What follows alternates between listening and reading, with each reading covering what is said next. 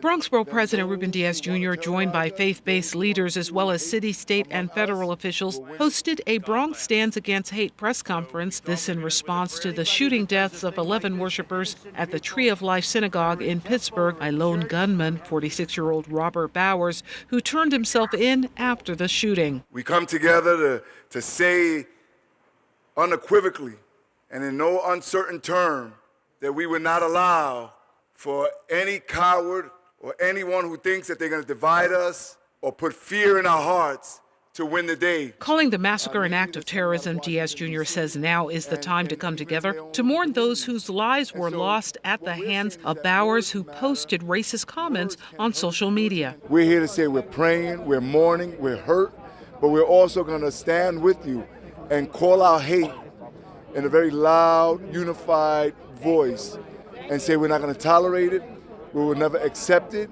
The real way to fight anti-Semitism, the real way to fight racism, the real way to fight violence and hatred is by such a gathering in which diverse communities stand up and stand by each other, support each other in the face of this crazy violence. District Attorney Darcel Clark invoked the words of late civil rights leader Martin Luther King Jr. Back in 1958, Martin Luther King Jr. said, "If democracy is to survive, all discrimination must be ended as it is destroying the soul of our nation. We must still work to eliminate hate and intolerance 60 years later, and now more than ever." Rabbi Michael Miller is Executive Vice President of the Jewish Community Relations Council. 11 people lost their lives in a sanctuary of peace because of the actions of someone who viewed hatred as their sanctity. We here in New York, and in fact, all Americans, should never, ever tolerate hate.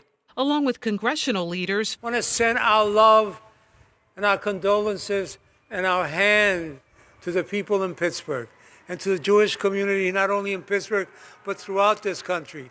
We mourn with you. We hurt with you.